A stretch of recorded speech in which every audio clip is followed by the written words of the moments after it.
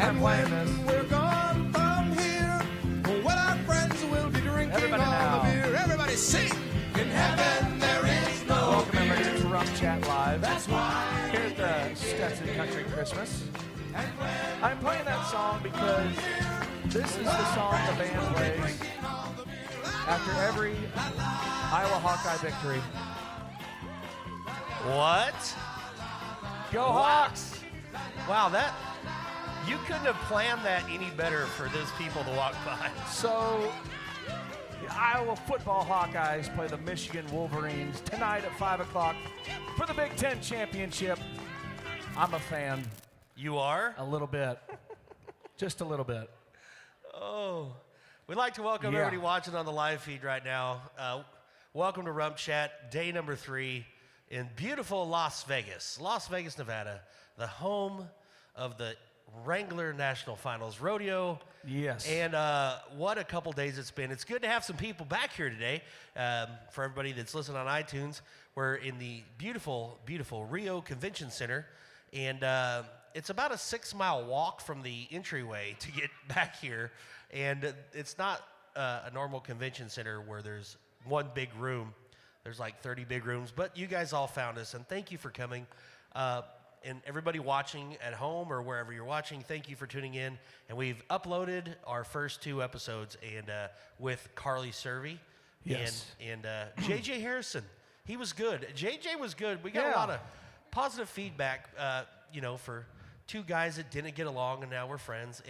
And we also had the second best contractor in California, Reno Rosser. Yes, we had Reno was here. He's a Rümp Chät fan, and he's probably going to text you in a minute and say something nasty. But here's what I've learned so far this year at the NFR. I suck at picking pro fantasy teams. Yes, you do. Has anybody here got a good pro fantasy team? Guess how much my team won last night? $21,000. The whole team. Everybody.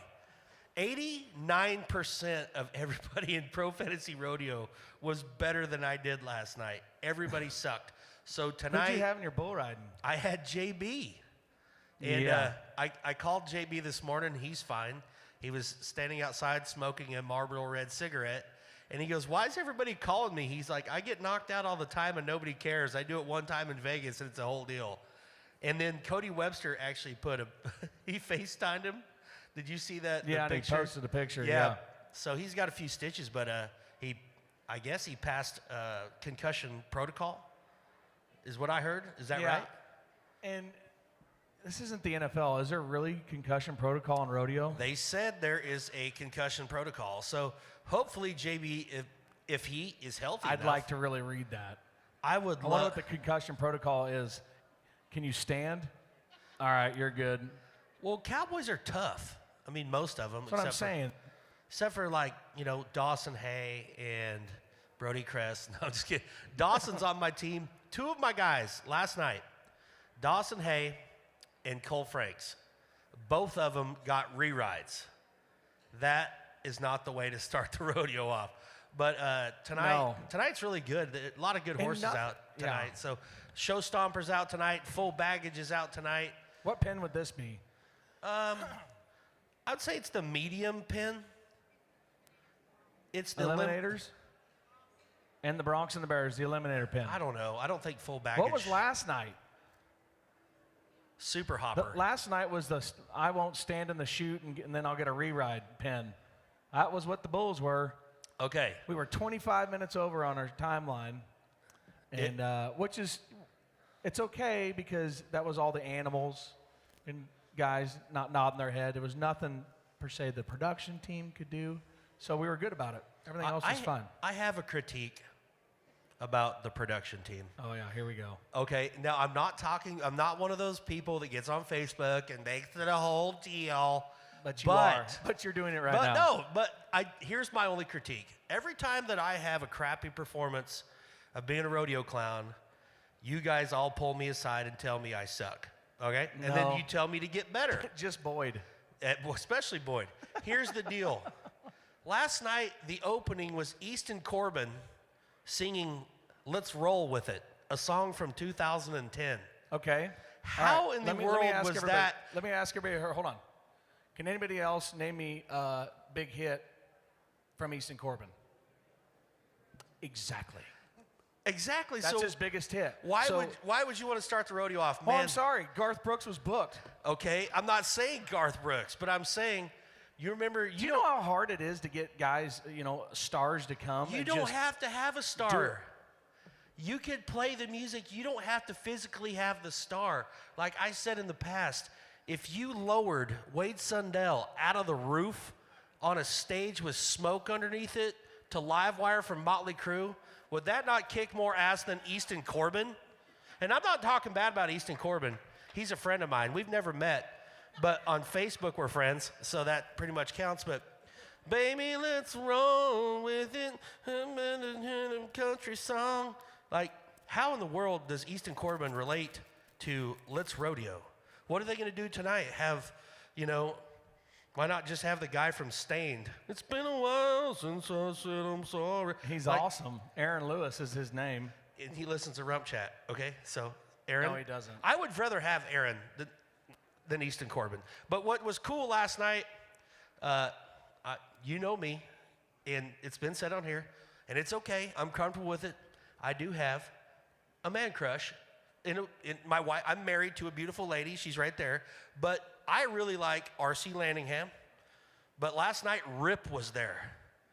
Rip from Yellowstone was at the rodeo, and I want to be friends with him, even though he's not really. His Rip. name's Cole Hauser. Rip's I know, but like he did the fists up, and they said the train station. That was pretty bad. Would everybody agree to that? Okay. Okay. First off, I got to say something. I wish Rip would take Easton Corbin to the train station in the opening. I'm gonna toot my own horn here because I was the one who told Roger, you need to say something about the train station because I knew Roger would do it. I knew Corley probably would forget it, but Roger said train station, and then I told Benji, I said, hey, you should make a train sound effect, and then Benji's like, I'll do that, and then he says, I'm gonna play Johnny Cash. I hear the train a-coming. I was like, oh, beautiful. But right as he goes to hit it, they open the chute gate and had to get off of it. He still kind of played it, but it didn't have that impact. Well, it was going to be pretty cool. But on the live feed, Cole Hauser, after when he was walking out, this was insane. We're on the production deck. The rodeo's over. He's walking out. I turn around, and he was kind of, by chance, he was right there, and he goes, good job, and he shakes my hand. And then he says, good job to Roger, shakes his hand. And then Corley, we had you in San Antonio. And then shakes his hand. And then, oh my God, the women had run down to the bottom of the plaza seats right there at the rail. Rip! I was one of those women. You just I was like, ladies. I know it's The just a name's character, but a character is cool. Like, Rip is a cool character. Probably he's the baddest dude since Maverick from Top Gun. Is that fair to say? No. Cool. Well, since you met him, maybe we should do this. All right, everybody at the Rio, come by Rümp Chät and meet the man who met Rip from Yellowstone, okay? Get your picture taken with Josh Hambone Hill, the guy who shook his hand. No. I wouldn't claim him Rip from, I like him in Dazed and Confused better. I do like Dazed. We could have won State Pink. I heard. Just sign the paper. I heard. Dazed and Confused, anybody? Yeah. It's a great movie. You ought to watch it. It's a wonderful movie. It'd be a lot cooler if you did know about it. Go drink some beer at the old Moon Tower. Yeah. I want you to yeah. dispel this rumor, Hambone. Somebody said about Cole Hauser, Rip from Yellowstone, when they shook his hand, it was really soft. Not like you would think his character would be. Is that true? Did he have a soft hand like you? Or like a hard hand like No, he had a good handshake. Okay, that's good. good. Solid handshake. That's he's good. a nice guy. And I think his daughter was with him, little blonde-haired Is gal. there- He was can you- a very nice man. Can you give I anybody... just said thank you for supporting rodeo. Yeah, that was good. I feel like Yellowstone, if anything we've talked about on here, I think it's good a little bit for the agricultural community, like the last episode where Kevin Costner's talking to that lady about what she eats, and, if you plant a field, you kill all the snakes, toads, worms, moles, whatever. How cute does something have to be before you want to save it from being eaten or something like that? So, I mean, in that area, it is, It's making it cool to wear cowboy hats. You know, like, I can't tell you guys how many times when I'm going to a rodeo, I'm walking to the airport, I'm wearing my cowboy hat, and people are like, are you in Yellowstone? I'm like, no, I'm not. I'm a rodeo clown, but I will take my picture with you. It's not a huge deal. Mostly hot chicks, but anyhow. Who would you be in Yellowstone? Duh. Okay, here's why I would be Rip in Yellowstone. Okay? I like to fight people, and I don't do it anymore because I'm trying to clean up my act. One, I like to beat people up, okay? And I've beaten a lot of people up, and I've been beat up a lot. A lot. Even kind of lately. Okay, number two, what does Rip do? He wears sunglasses. I wear sunglasses. Thing number three, I better not say that, but I'm definitely Rip. And in Yellowstone, you would be Beth Hambone because you're mean and you're Pretty much the smartest one of the bunch. you handle business. And wait, if you're Beth and I'm Rip, wait, no, okay, that just got really weird. No, God, don't do that. It's actually a really good show. And I do have a picture of where you got hooked on my phone. oh yeah, let's not show that. But anyhow, back to the NFR. Like I was saying, could you give any? Chuck, I got to have more in the monitors, brother. I'm screaming. Could you give us any insight since you're on the production team? Is there any celebrities going to be there tonight on the first Saturday night of the National Finals Rodeo? Like, how does that work? Do they bring? Like, if you're a big celebrity, you just call the finals and be like, "Hey, Yeah, I'm coming to the rodeo," and they give you a badass seat. I don't know if maybe their agent reaches out. It goes through Las Vegas events. So, like Schwarzenegger was there. I mean, there's been a ton of people there over the years. Christy Nome was there the first performance. Yeah. Everybody always claps for Christy Nome. The governor of Wyoming was there also. Right. Neither of them wore a mask the whole time. Really? Interesting. Well, There's that. should we get to our guest? Yes, let's get to our guest. Okay. Why don't you introduce her? I will introduce our guest today at Rümp Chät. She's been on here before. She's a multi-time PRCA award-winning Secretary of the Year and now a co-owner in one of the largest stock contracting companies on the West Coast. From Red Bluff, California via Abbeville, Kansas, Hayley Bridwell, my sister, everybody. She comes onto the stage with a cocktail. That is Cheers. very Beth of you to do that. Well, so I was telling Ashley, funny story. Yeah. So my husband Tim and I have not actually watched Yellowstone. All right, go off the stage. No, Okay. wait. And a friend of ours was like, "You guys don't watch Yellowstone?" And we were like, "Well, I mean, we just never have, but we aren't opposed to it." So on Thanksgiving night, we said, "Well, let's start Yellowstone." So we at 9:00 started season 1, episode 1, and at 2 a.m. we were finally like, "Okay, we should probably go to sleep." But you did But it. the kind of crazy part with the Beth comment was that this same friend was like, "You should watch it because you totally remind me of Beth." And at the time, I'm like, "Oh, cool, that's awesome." And then I watched it, and I'm like, Yeah, I mean, I think there's some similarities, but I wouldn't go full-blown Beth. I don't think that you're that mean. And you, No. earlier when we were talking about fighting as a young child, my older sister beat the crap out of me a lot, okay? But I still don't feel that you're as mean as Beth. So you'd be like Jamie. Me? No. Because Beth knocks Jamie in the stalls. You know, I wouldn't, no, I don't comb my hair. I'm not Jamie. I don't know. Yeah, I mean, I appreciate a lot of the things that Beth has to say because I will admit I have used some of her one-liners. Because you can get mean sometimes. Yeah, I mean, if you need it, you should always have that tool in your pocket. I don't think you should use it all the time. Right. It's like, Right. And I am older than him. She is. My sister's actually 62 don't pull years away. old. Affections Round of of- applause for Hayley turning 62 this year. Isn't that cool, everybody? That's not true. Medication's a wonderful thing. But he's only 2 years younger, so that'd make you 60. Terrible math. Well, I was not good at math, and you can ask any of my professors at Northwestern Oklahoma State. I had to take college algebra 6 times. There's not a punchline. That's real. Okay. Everybody's like, and? Oh, but you guys had some horses out last night. Me and my sister, we've been coming here since we first came here in 1988. Yep. And my mom brought us out. My dad was out here working, and we stayed at Bally's Hotel and Casino. Yep, right there on the corner. And for It was brand new at that time. It was a whole different deal. But I remember, we've been talking about the magic of Vegas, and I remember coming out, and it just blew my mind. Like the whole Vegas thing. My dad showed up in a limo to pick us up, and when you're a little kid, that's huge. That'd be a great deal That's now awesome. because I'm 41 years old and don't have a limo. I rode here with an Asian man in a Nissan Celica, okay? So the whole limo thing was awesome, but when you think about the NFR and over the years, it really is a special event. And I was thinking about that today, like even though I'm not working the NFR, but to sit in the Orleans when they play the Viva Las Vegas, it is probably the coolest feeling that there is in rodeo.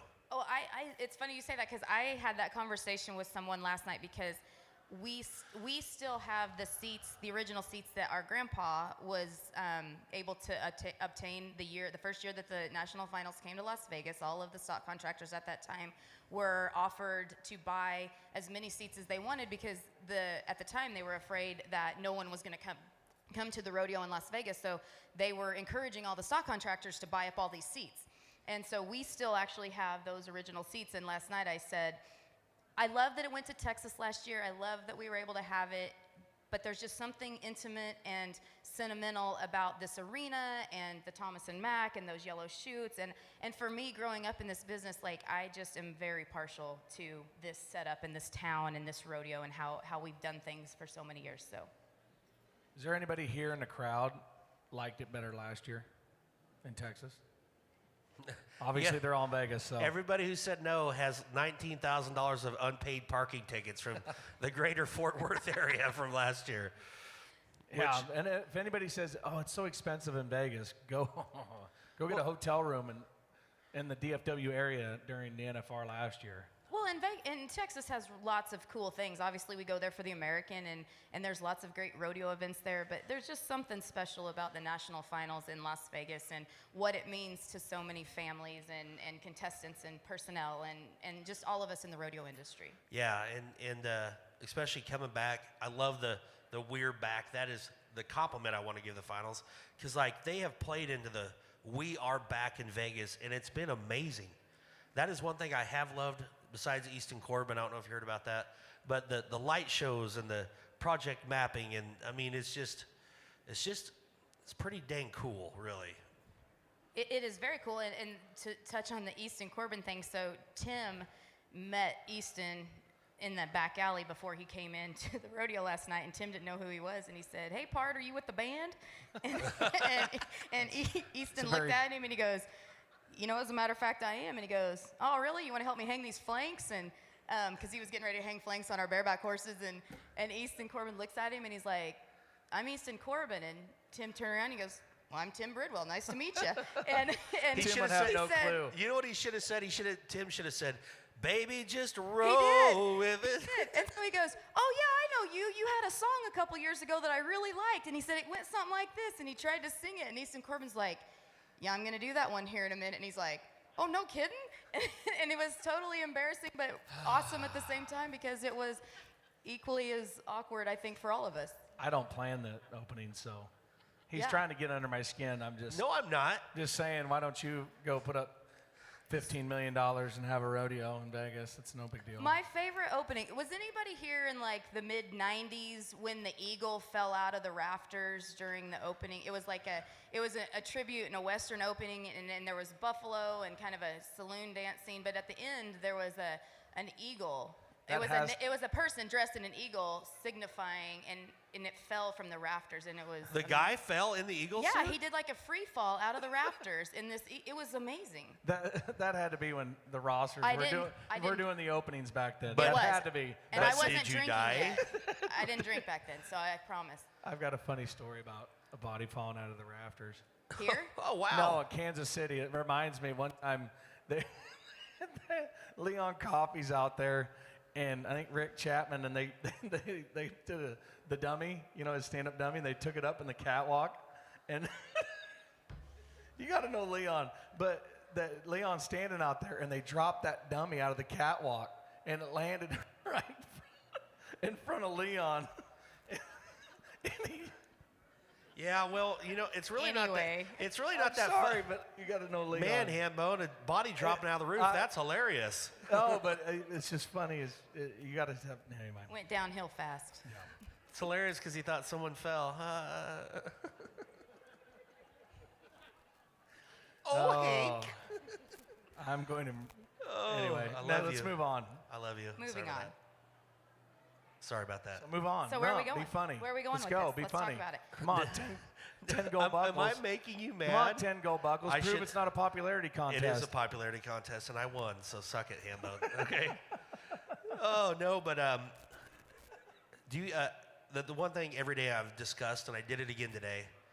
One thing I love during the NFR is, and I was talked about this morning when I was on NFR Hangover, the morning show, with Jim Boy Hash and Tony Branquino. Okay, and we discussed this, and I do it every day.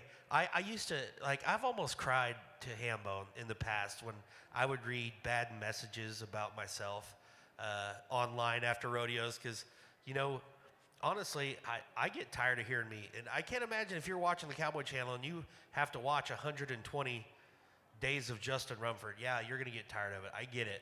But, the people that post stuff during the NFR are just crazy. There's a guy from home, from Moline, Kansas, and he won Iola, Kansas Rodeo in the bull riding in 1984.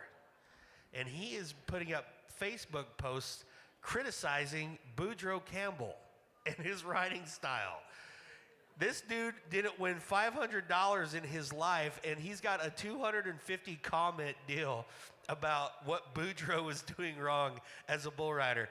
And I read through the comments because it is absolutely hilarious. And the comments going on right now is there's a million about JB getting hurt last night, and then people are talking about Wade Sundell. He bucked off too. Should he retire? And I'm like, pump the brakes, everybody. It's night number 2. It's the NFR. We're not at a backyard rodeo. This is legit. People aren't, the best basketball players don't make every free throw. You know what I'm saying? It's crazy the social media people that just during the NFR, it's like they come out of nowhere just so they can watch the finals and then talk shit all day on Facebook. Well, and so for us, that we have this conversation a lot now because in our house, we feel like the Cowboy Channel is awesome because it promotes our industry and it gives so many people the opportunity to see so many wonderful rodeos that they may not otherwise be able to see. However, as stock contractors and contract personnel and clowns and music, it also doesn't let us hide anything. And so now we are open to this new scrutiny that a lot of celebrities deal with every day, much worse than what you and I are dealing with, or JB or anybody. But it is a different environment that we all live in now in the rodeo business because we can't we can't, for example, we have colts we need to buck, but, and the younger horses, and sometimes we would have taken them to certain rodeos and work them in. But now you don't because you're like, oh my gosh, what if this colt doesn't work out? If somebody watches on the Cowboy Channel and they see you guys show up, Bridwell Pro Rodeo, this is a Bridwell Rodeo, let's go to shoot number 1, and you buck 2 colts, and those 2 colts don't buck at all, then you got people, well, them Bridwells ain't got no bucking horse. Did you see him on the Cowboy Channel? Binion doesn't care, apparently. Well, the West Coast is different. Got No. him. Well, and stock contractors, no offense, I think that they're, in my opinion, they're the most insecure people in professional rodeo. Because all they do, not all of them, let me explain here. Okay. How many times, and you get it all the time, we'll be at a rodeo, and they run the replays late or whatever, and so if they say, God, you see those horses at, I don't know, Tucumcari, New Mexico, they're trash, they may have a re-ride. And they all just, it just seems that 90% of them just talk smack on all of them. That's true. I agree with a lot of that. I think it's a dog eat dog world, and it's a hard world to. Bucking horses are probably some of the hardest animals in the world to come by. I think, as far as our breeding programs have gotten better. But there's still, bucking horses are hard to raise, and especially the caliber that you see here at the NFR, those horses are few and far between. So to go, you literally can't hardly go out and buy one. Absolutely. You really have to raise them, and there's only a handful and people in the world that do that to a successful level. I remember Harry Vold always said, if you get 10 buckers out of 100, you're a complete success. Oh, absolutely, because the Calgary Stampede has more horses here, I think, than anybody, and you know they still Cullen have Pickett. but in both events. Yeah. Okay, so maybe second to Cullen, but still, those are great breeding programs that are going through hundreds and hundreds of horses. So Harry's philosophy is absolutely right. You know, we have dialed it down better, but it's still such a hard. We had 3 barebacks out last night, of which all year have been really good, and last night we were like, oh gosh. Well, They can humble a person very quickly. Yeah, in about 8 seconds. I may be wrong. I may be wrong on this, but I think some of the you have seen things happen at the NFR. Example, last year the Saddle Bronc Horse of the Year Womanizer from Cervies, they won San Antonio, Sykeston. That horse was amazing, and comes to the finals and almost gets a re-ride. I often wonder from the animal side of it if it is so much different than a regular rodeo, because they're at those pins, the light's always on, you know, there's airplanes flying over. So I always wonder, and I know those animals have the best care possible. We got the best vets, animal nutritionists. They've got people out there that do the equine massage for bucking horses. But some of it might be just when you take a horse off the ranch in Northern California to the UNLV campus for 15 days, I think it's like us. It's like me and Hambone. Like, if you go to a rodeo as a sound man and you don't have your trailer to stay in at the arena and you're driving back and forth and you're out of your element, you feel different, even though that's a small deal. But I think some of the horses are like athletes. You know, on away games. At away games, sometimes the athletes don't perform as well as they do on their home turf. Is that wrong to say? No, but I think I would add too, though, the variable that we, you know, like to add in there is that you take them away from their buddies too, because all year long our herd travels together, and so our geldings all stay together and our mares all stay together, and then, you know, so we travel with 70 horses or 80 horses, you know, when we go rodeoing. Well, you come to the NFR and we brought 8 horses, but a lot of their best buddies didn't come, and so now they're in pins alone, or they're in pins with, you know, one other buddy instead of 70 other buddies. And so this is a whole unique environment, and so kudos to all the stock contractors that get any animals here, because it is such a hard animal to come by. It's a hard environment to have them produce well, and it's just amazing that we can have this caliber of animals, you know, because years ago when we didn't have that. You know, Rumford Rodeo, we had to do production and stuff to cover the fact we didn't have as good animals. So, but you know. they're also, back then, there was maybe, 20, 30? Now there's like, I don't know, how many stock contractors have their card? I think there's 60 to 70. Yeah, because every night at the finals, I see a rodeo company that has something at the NFR that I've never heard of. I've never heard of Muddy Creek Pro Rodeo. I've never heard of Legends Pro Rodeo. Nope. I think Legends is... the old bronc rider from up north. Oh, the old bronc rider from up north. There he is. Tommy Reeves? No, it wasn't Tom Reeves. Does he have a card? Is it Legends? He did. I didn't know. Is it Legends? I don't know. He had it no, at I'm one with you. I'm with you. We do that could all the be. time. We're like, in fact, I looked over to Donna Vold last night, because the Volds and our seats are next to each other, and I leaned over and I was like, Donna, who is that? And Donna's like, I have no idea. Which doesn't make it right or wrong. Yeah. It's just that, you know, you grow up in a business and you think you know everybody, and joke's on us. Well, and when you talk about not being with your buddies, that really makes, I can actually relate to that kind of in my own way, because like when we rodeo throughout the year, you know, we're not hired together. So I have several rodeos where me and Hambone get to work together. I have a lot that we're not together. And when you get to a rodeo and you're not really buddies with the announcer or the sound man or the bullfighters, it's not very fun if you don't have your crew. It sucks, actually. And so I could actually kind of relate to that, because when I get to a rodeo and I don't have and I got to give Hambone props, because a lot of my funny stuff that I say in the arena, I wear an earpiece in my ear and he can talk to me in the arena. It's funny. He's had 10 chances at the awards banquet to say that, and he never does. Well, I need to. I've never heard any, hey, thanks to my sister at the awards banquet either. He doesn't even say Rümp Chät. Doesn't even. I want to say thanks to my best friend and my sister today. Round of applause for these two, everybody. But honestly, like without Hambone in my ear, it's not the same, and it's not as fun, and it throws me off my game a little bit. Even though sometimes he says inappropriate things in my ear, and the worst part is sometimes he'll tell me something, and I'll repeat it. Like we'll be somewhere, and he'll be like, "Oh yeah, that's something like the Denver Broncos would do." I'm like, "That's something the Denver Broncos would do," and everybody cheers. And then he'll say something that I shouldn't say over the mic. I'm like, "Yeah, that." Ooh, like reading off the teleprompter, like Joe Biden, where you don't really know what you're doing, but that's sometimes I do that at rodeos. But the rodeo stock has been phenomenal, and I can't believe how many buck-offs we've had in the bronc riding. I mean, if you would have told me that Wayne Sundell was going to buck off Sioux City Sue, I would have called you a liar. Well, and tonight's pin is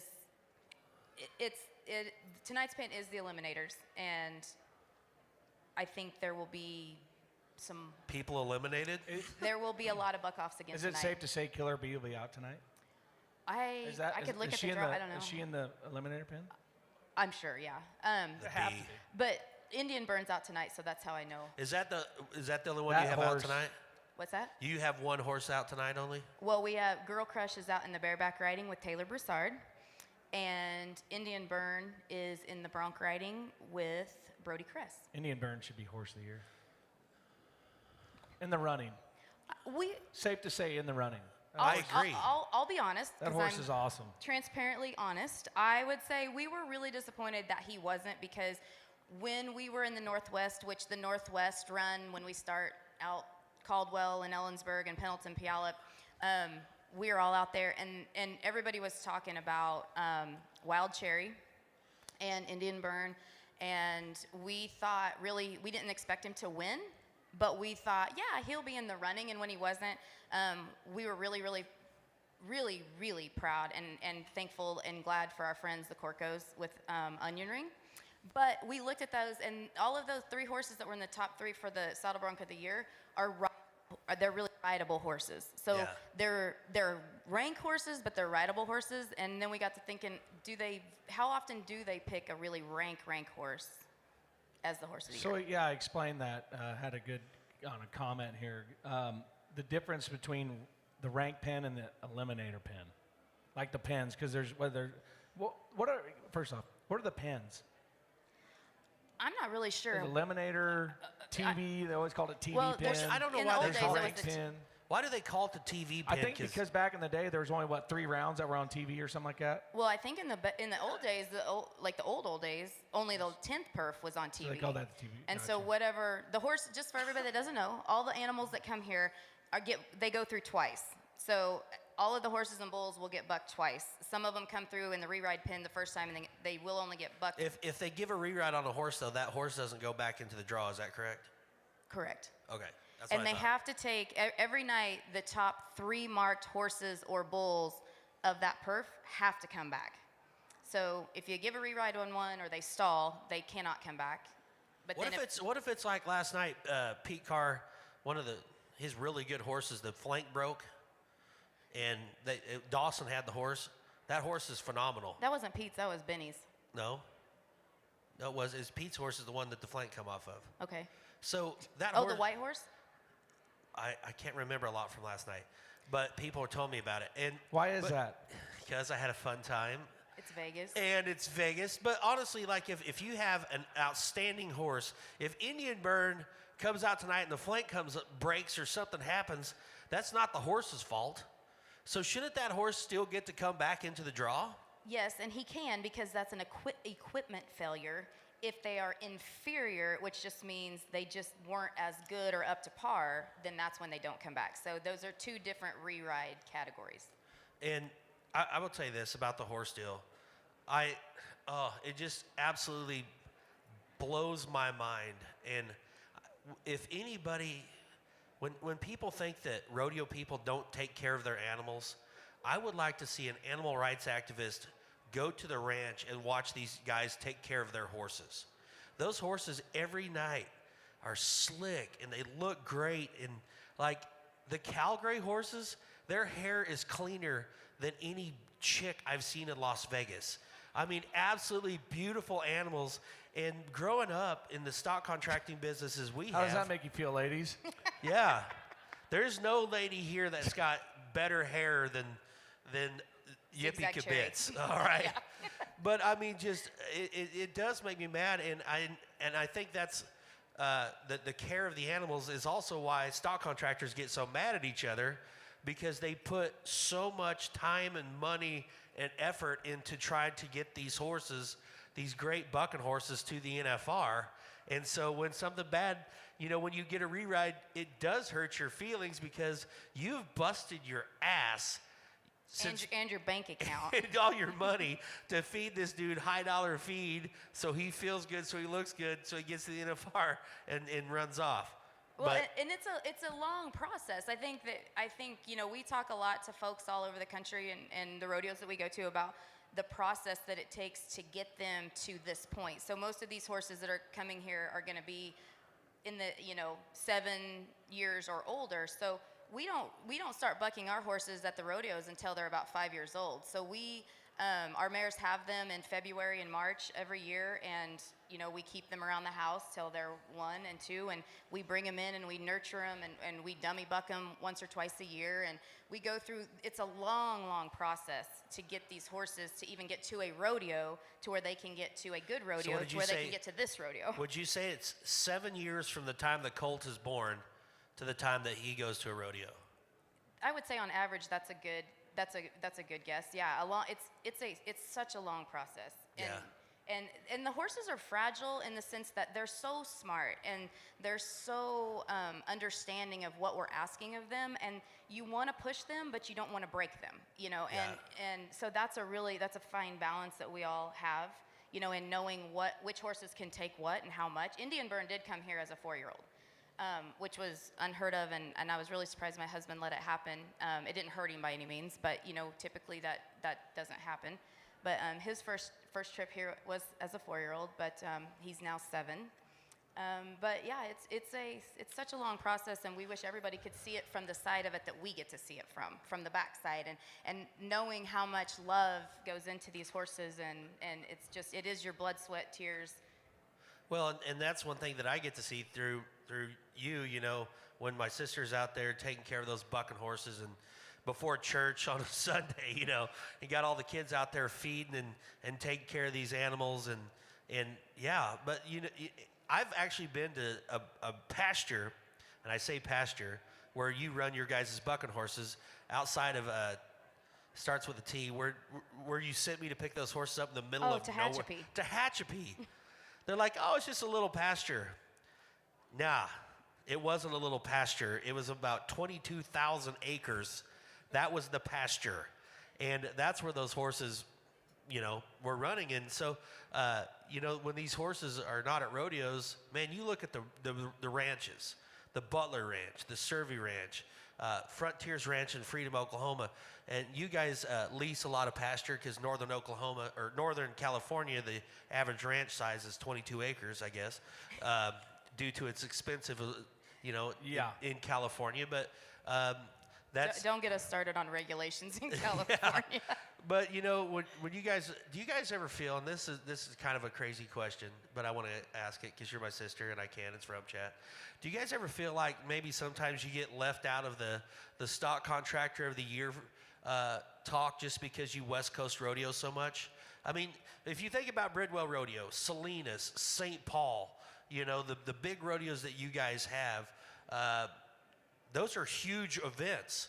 But you guys have great horses. You subcontract. Puyallup. You bring in, Puyallup, Washington, which is definitely one of my favorite rodeos of all time. Kennewick, Hermiston. Yeah. I mean, you can go on, and I appreciate the question. And I'm not trying to set you up here, No, but no. I mean that. Like, No. you guys have outstanding rodeos. You guys got probably better rodeos than a lot of people, but you kind of get left out of the mix. Is that because you stay on the West Coast instead of subcontract at different places? At the end of the, I don't know. I don't know that I think if you ask a whole bunch of people, they'd probably have a whole bunch of different answers. I think for Tim and I, because my husband is amazing, and he's not as much of a talker Well, as I am. he's a nice guy, but he's But- also kind of a big asshole too. Okay. No, he's not. He's he's awesome. He's kind of an asshole. I love I him. love but Tim. And he's he kinda loves asshole. him, so that says something for him. So, And no, me. honestly, we aren't concerned. We've said this all along. You cannot let one rodeo define who you are. Correct. And we won't let one award define who we are or the job that we do or the Amen. product that we provide. So, would you know, in a perfect world, would you like to be Stock Contractor of the Year? Absolutely. But we aren't Frontier Rodeo. We, aren't the same. We aren't the same. We don't do rodeos in the same part of America. We're all really good friends, but we aren't as concerned with that award as we are of just going to the rodeos that we do have and producing a good product and producing bucking horses that are what people want to get on. And one of the things that my husband prides himself in is just really visiting with the cowboys, and he's got really good friendships with a lot of the cowboys and knowing, hey, what do you guys like to get on? What do you what kind of horse do you want to get on? He likes a bareback horse that'll stack up and stay up underneath them, and that those guys can really show their spur rides on. And he'll tell you, he's not against a 38-point horse or a 40-point horse, because if you can put together, a 45-point spur ride, you're in the money. And so he looks at it maybe a little different than some, because he wants to raise horses and have bulls that those guys want to come get on, that they like getting on, that they can win on. And if an award comes along with all that someday, we'll be very grateful. But until then, we're going to keep doing what we do. Well, obviously, you guys have a great relationship with the Cowboys because they get Puyallup. So the Bridwells, they cook every day for their crew. And it's such a cool thing because We Puyallup... like to eat. Excuse me. In Puyallup, I stay in a hotel because normally I'm in a trailer, but stay at a hotel, so I love to come over to the camp because there's always red wine and good food, and there's a bonfire, and Bruce Sandstrom. Yeah. Bruce, give me a Coors Light bone. And all the stock contractors come over because there's quite a few stock contractors that go to 3 or 4 that go to Puyallup, Calgary, Calgary, Big Stone, Corco, Corey and Lane. Corey and Lane. So anyway, and then all these bronc riders, there was like 20 bronc riders, bareback riders that come over and just hung out. That you don't get that at a lot of rodeos with the contractors. It's usually work, and then back to the room. Nobody hangs out with Benny Butler after the rodeo. Well, Uncle Benny. But no, and maybe that goes back to what your question about, the Stock Contractor of the Year. We rodeo different on the West Coast at the big rodeos where we go, and we've been blessed to be afforded with those rodeos. But those rodeos are all multi-contractor rodeos. So we have our own rodeos. We have some smaller rodeos, Livermore. Stony Ford, California. Stony Ford. If you've never been to Stony Ford, California, make it a point to come. It's the best. Woodstock. It is the Woodstock of rodeo on the West Coast.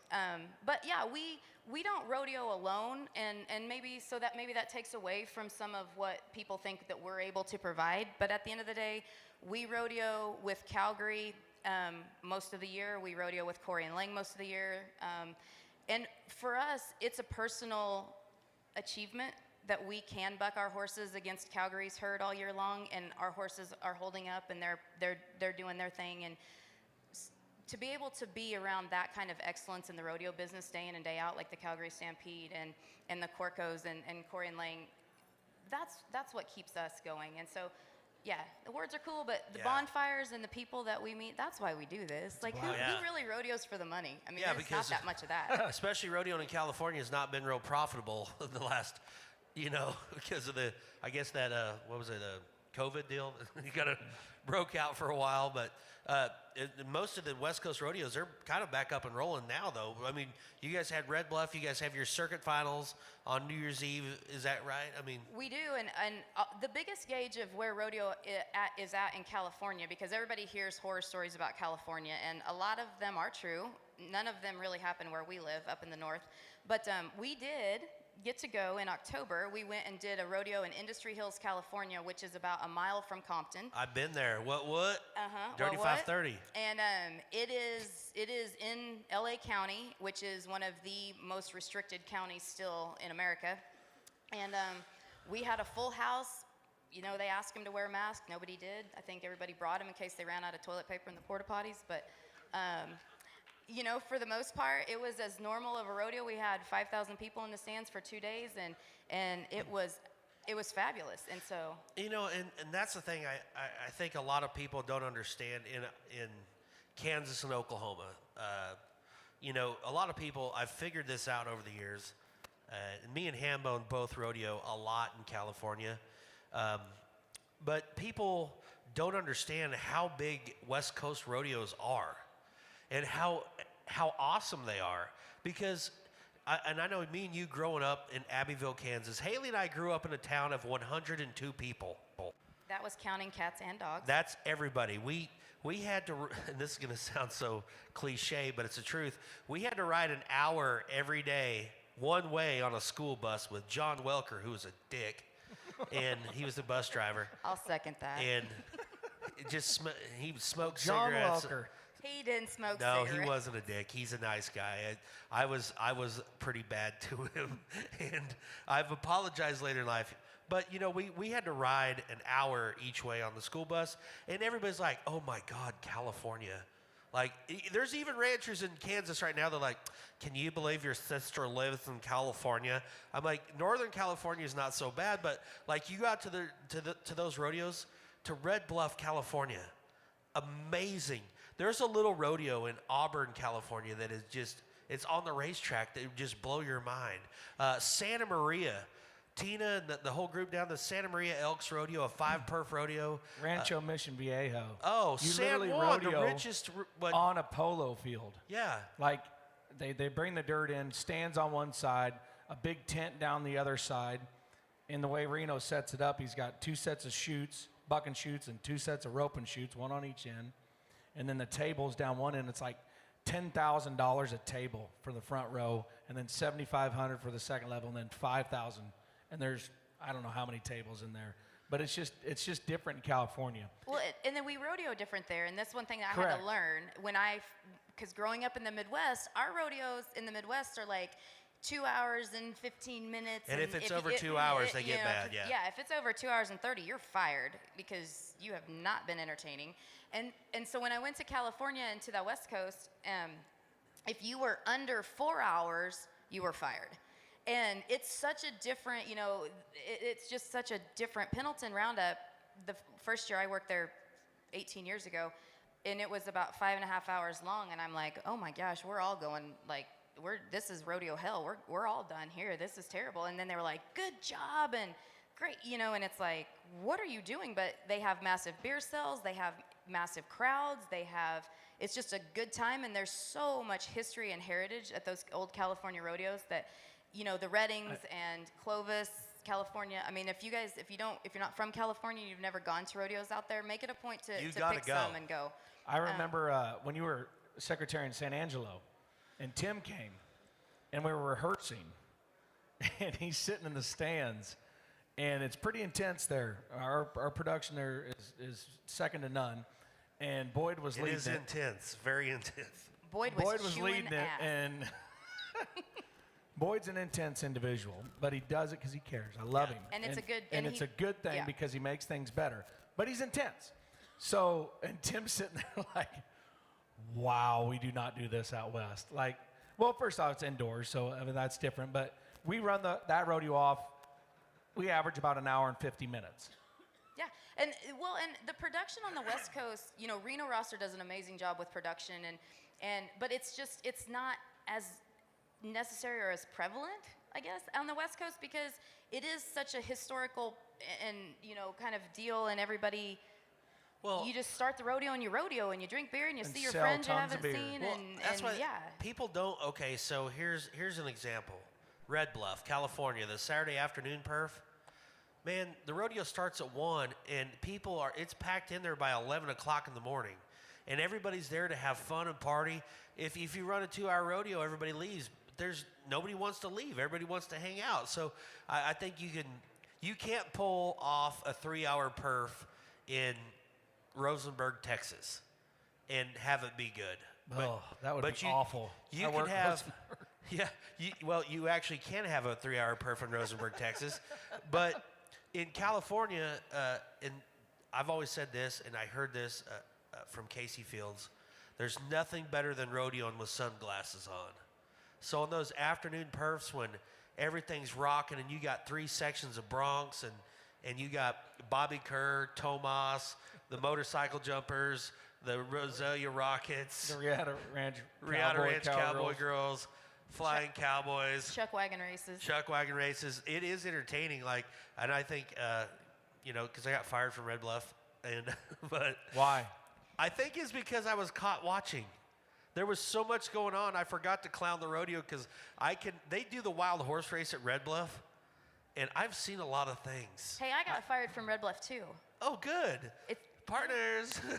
but it's because I was married to a stock contractor. Yeah, that'll happen. But Speaking of yeah. Red Bluff, real quick, can you? We've done it it's been a few episodes back, but can you do Tallman's prayer from Red Bluff, please? Yes, please. No, I don't do it. You do it. The No, red, I'm the white. talking to Yeah, you. yeah. Okay. Bob Tallman, he was. Do you guys know Bob Tallman? He's an announcer. I'm kidding. Bob was at If my. you don't know Bob Tallman, you're. If you don't know Bob Tallman, leave the building. So this was Tallman's prayer. It was at Red Bluff. It was on First Responders Day. So in the arena is an ambulance, a fire truck, and a police car. And there is 50 first responders in the middle of the arena. And we were paying tribute to them. And Tallman, as we look down in the arena, let's go to the Lord in prayer. In prayer. Jesus, you're good to us, aren't you? Well, we've all been there. It's a Friday. You're leaving work. You hate your job, don't you? Your boss don't take care of you. You don't like him. Your wife calls. Guess what?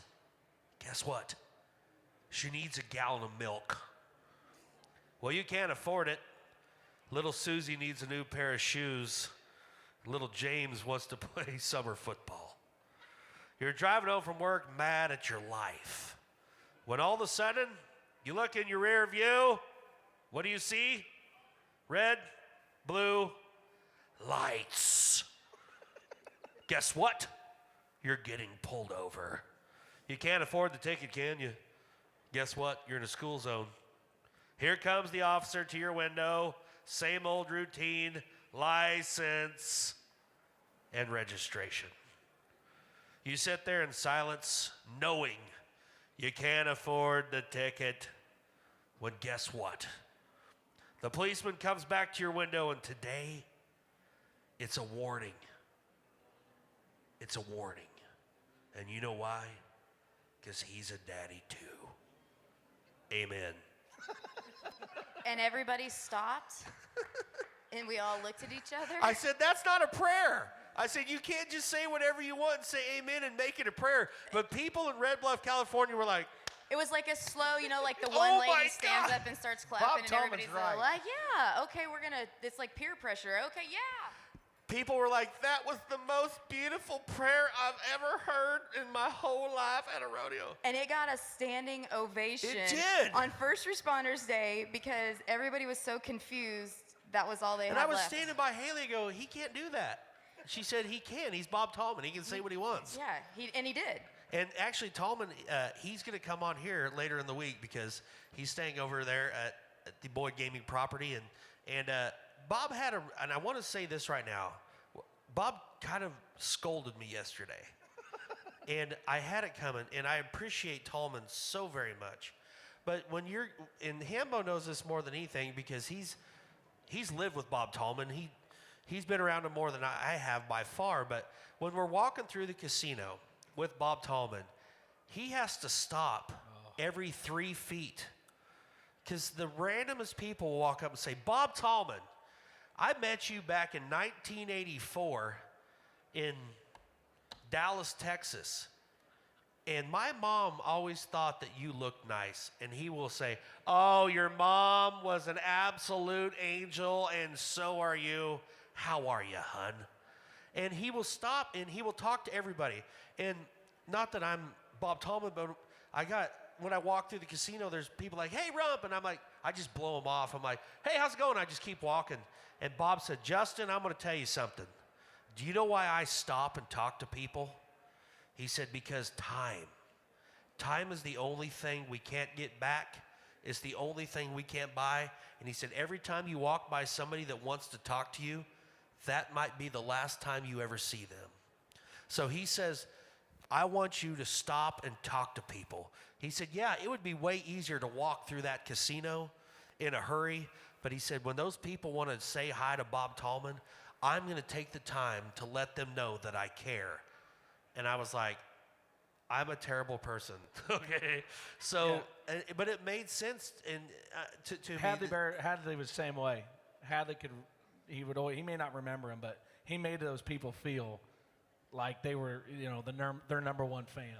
Well, and I think we can all, that's kind of some of the things we've talked about today, that kind of summarizes the rodeo business in a general, because, we all live a very fortunate lifestyle to be able to do, and we have, what we want to do, and we have lots of freedoms. But at the end of the day, it goes back to the friendships that you make and the influences on people that we have, and the influences that people have on us. And I agree with him. I think my grandpa said that. Harry Vold said that. You watched Bob Barnes live that. Jim Corco is the same way. Cotton Rosser still loves to sit down and tell stories. And if you're blessed and fortunate and able to ever sit down with any of those guys and just listen, take the time to stop and listen, because they paved the way for all of us, and I wouldn't trade those guys for the world. Yeah, and that's where I think that's one thing I've definitely got to work on, because I get caught up in the Vegas. You got to go here, you got to go here. It's so fast, and it's sometimes you just got to stop and really, really kind of enjoy what we have here with the Wrangler National Finals, and be thankful, because it's so easy. Like it's funny when we didn't have any rodeos when COVID hit and everything shut down, and we were all like, oh my God, this is terrible. If we could just rodeo. And then when we finally got back to rodeo, we're like back in the same kind of shitty moods. Yeah. There for a not while. another production meeting. Yeah. So speaking of people that you run into in Vegas, the beer guy that always comes down our aisle in 104? Yeah. And he's been here forever, and he gets... Beer! Beer here. That's it. Beer! Say it like he does it. Beer! That's all he does. Yeah, and so last night I was looking for him, the first perf, and I didn't see him. I was not looking for a beer. I was actually looking for him. Sure, Hayley. And anyway, I didn't see him. Well, last night I ran into him, and he stopped and put his deal down, and he gave me a big hug. And I said, man, I'm glad to see you're still here. And this lady behind me goes, you know him? And I'm like, yeah, I do. I don't know what his name is, but... Hayley has spent $48,000 on beer since she started coming to the Wrangler National Finals. You can't prove that. Well, I can prove that you and Ashley got hammered drunk one year at the finals. Can we prove that? Yeah, we only had to spend $9,000 that night. And they were going to bet us. The bet was we got out at the truck stop, and they told us not to, and they called us bad names, and we were going to race them from the truck stop, the TA, back to the South Point, but Ashley and I were going to hitchhike, and they were going to drive the truck, and the bet was we could get there faster than they could. That was quite the night. And then they knew that we were going to win, so they didn't let us. They made us get back in the truck, because we already had, my grandpa taught us, you got one thumb to get there, and you got two thumbs to get there faster. Well, hitchhiking it is. Run for Christmas. Hey. Well, we got to thank Hayley so much for taking the time to come down. Tell Tim he's on our shit list because he didn't make his way down. He's here. He's in the hall, probably embarrassed. What? Seriously? He's afraid we were going to put him on stage? Well, he's What right. a We would pussy. have. I embarrass him often because I sign him up for things that he isn't 100% comfortable with. Like, I promised a committee man that we would put a buck and bull in the parking lot at the Coastal Farm and Supply Store. And he doesn't think that's a great idea. I think it's an awesome idea. I think all kinds of people would do it. That's what I said. So he's frustrated sometimes. So are you more connected to your horses now than you were back in the Rump Rodeo days? Because I feel you spend more time with them back then because you would rodeo with them and then put Girl Scouts on them at the camp and go horseback riding. That is true.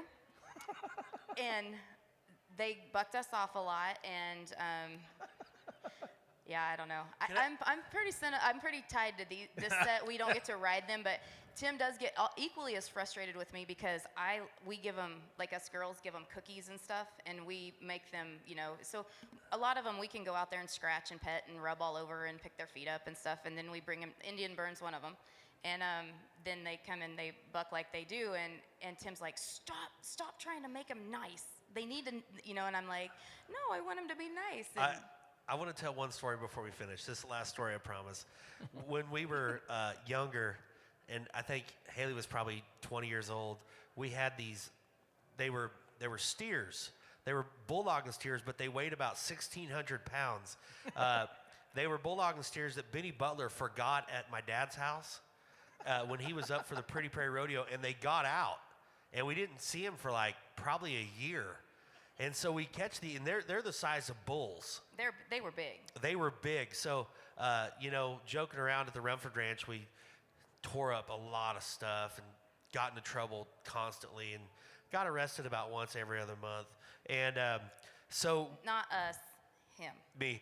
Yeah, Hayley she always talked her way out. I would just go to jail and figure it out later. But I traded rodeo tickets for jail time, and it worked every time. And they left me in there. Not a big deal, but anyhow... So we decided we're going to buck these steers. We're going to have a steer riding. But it wasn't a steer riding. These dudes were bigger than Bruiser, okay? And we bucked them the first time, and Hayley wasn't there.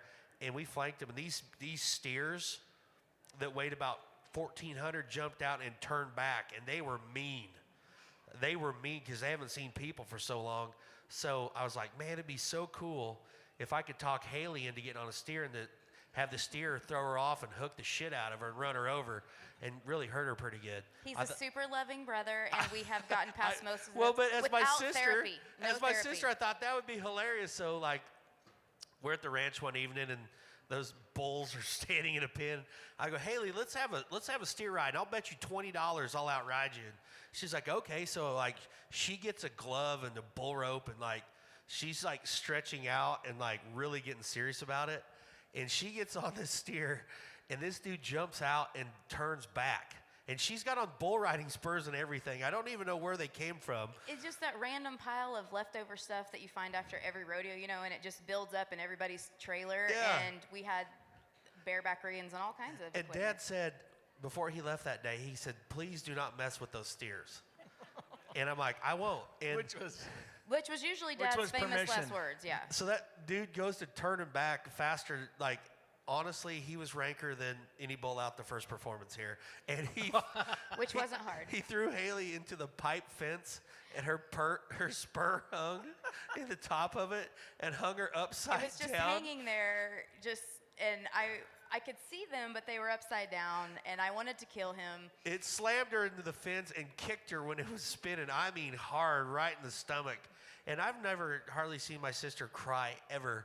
And she started crying. I'm like, oh my God. They were tears of anger, not... I was like, thank God my dad's not here. And then I look up the driveway, and here comes a white Dodge pickup pulling in as Hayley is stuck upside down after getting ran over. And he was so mad at us. I mean, he was so mad at us most every day. Well, he told me, he goes, why'd you do that to your sister? I said, I'm not the one that nodded my head. She did. So in a way, it's your fault, but we messed with the steers, and we weren't supposed to, and it was just another day in the life of the Rumford family. Yeah, so that's, in conclusion, if you want to see Hayley get on a bull at the NFR, maybe we could make that happen. Maybe not, I don't know. I just rode a mechanical bull at the Harvest Festival at Hawes Ranch in Redding, California. And yeah, I still don't have it. Did you look like Sissy? Did Tim say, Hayley, get off that bull? No, actually, Tim Bridwell rode one first, and that's why I ended up getting on one, because he is an old bull rider. He's a West Hightower. He is. Nope. Well, we thank you, Miss Hayley. It's a pleasure. Thank you, guys. Congratulations on just being awesome, and I'm glad I got to see you. Well, thank you. I had a lot of fun at Puyallup this year, just sitting around the campfire with Bruce. We look, yeah, that's the times we look forward to. It's awesome. Well, thanks everybody for coming, all 5,000 of you here live and everybody at home. We love y'all. 1 o'clock tomorrow, Rümp Chät. Who do we have tomorrow? Sunday Fun Day. Chancey Williams. Chancey will be here tomorrow. All right. See y'all.